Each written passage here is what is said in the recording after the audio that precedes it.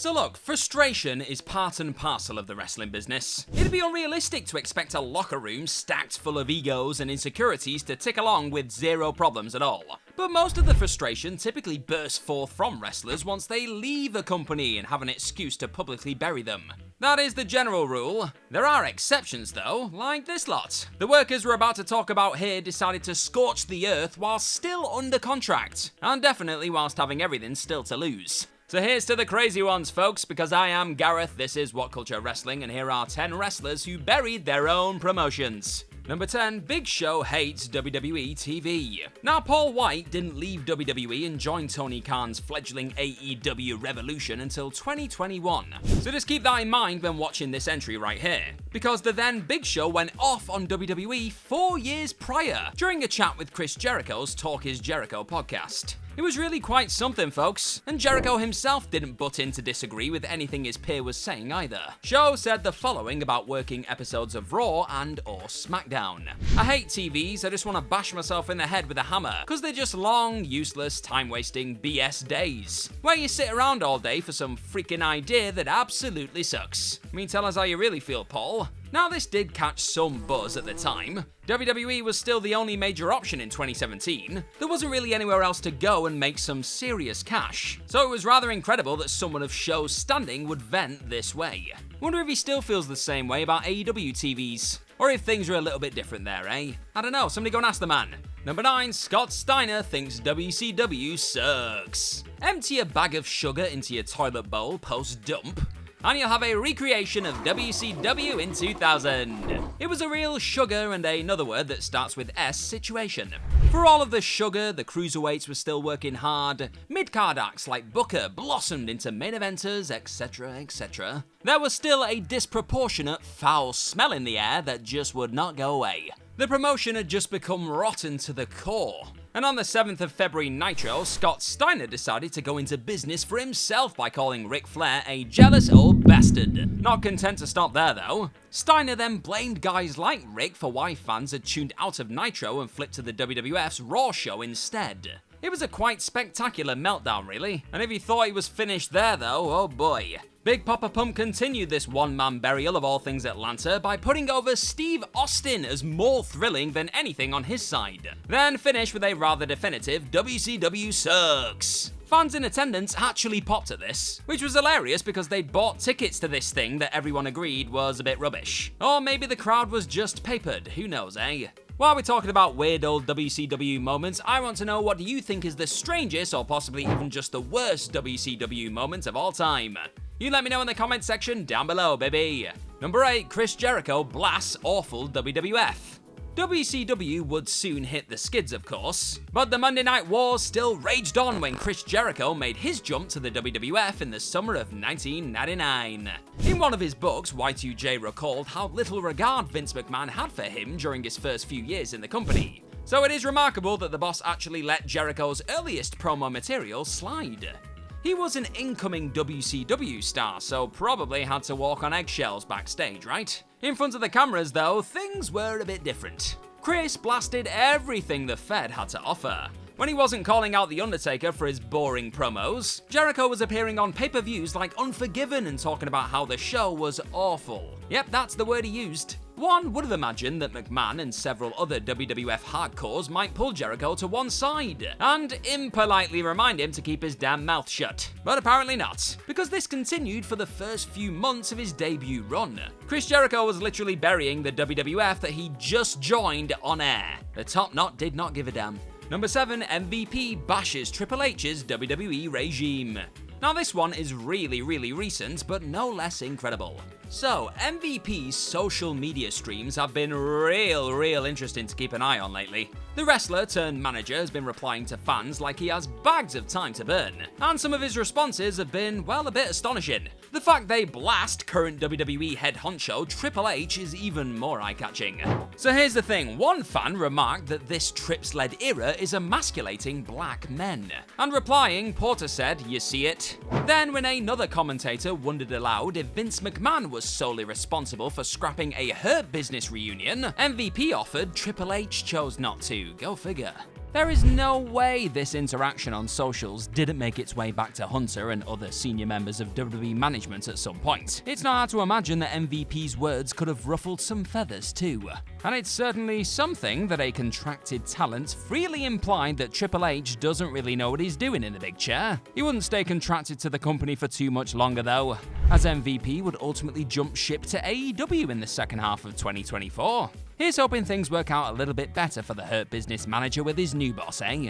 Number 6, Hulk Hogan buries WCW's new strategy. WCW booked a feud between older veterans and a few emerging hopefuls in 2000. Now yes, that Millionaires Club versus New Blood story was quickly stomped out by Vince Russo-led silliness, but it definitely had potential.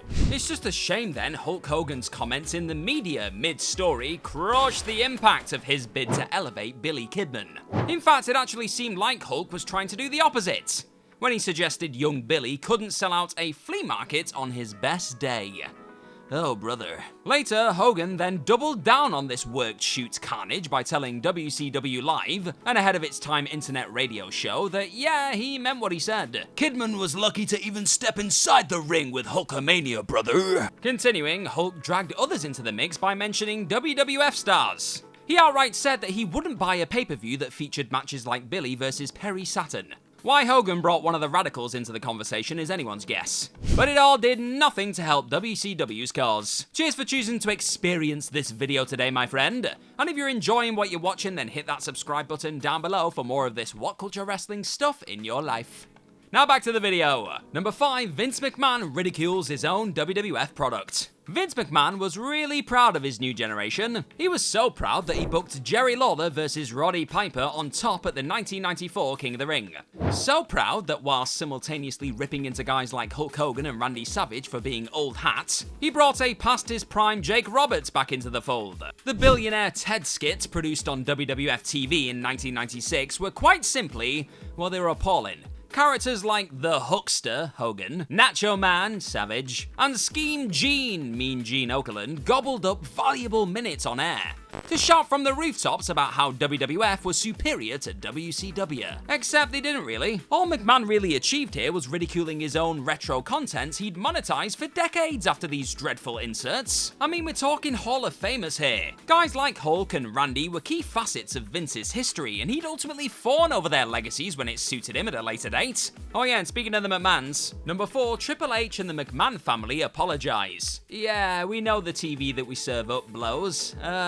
Merry Christmas, everybody. Triple H and the stone-faced McMahon trio of Vince, Stephanie, and Shane may as well have spewed that very statement, then left it at that on the 17th of December 2018 episode of Raw. Together, the McMahon family unit admitted WWE's product had well and truly sucked, and that they'd all been doing a poor job of listening to fans. Who gave this utter nonsense the green light, man? Also, if the power base was truly taking responsibility for sagging ratings and general audience disinterest, then why bother pinning the blame on an on-screen authority figure like Baron Corbin afterwards? The McMahons had booked that in the first place. This was so half-hearted and see-through it just hurt. Honestly, it is tough to believe this segment made it to television at all. Somebody should have had the sense to put a red pen through the idea during creative meetings. Hunter, Vince, Shane, and Steph were openly relenting that their own work was a load of rubbish, and pretty much said they had no idea how to fix it, but they'd try to figure things out as they went along. I mean, I've been doing that for years, but that's not the point.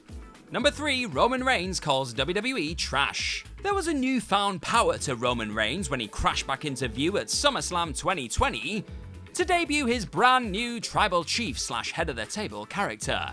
Gone were the wobbly, unconvincing babyface tropes of old, and they were replaced by a swaggering majesty that has sustained ever since. Roman was more confident than ever, even off camera. During a January 2021 interview with Fox Sports, the Chief said he'd been watching WWE's product during his time away mid-pandemic, and well, he was not impressed. Not mincing his words, Reigns watched Thunderdome episodes of Raw and SmackDown. Then he said, "Man, this is trash. Trash! Forky would be proud."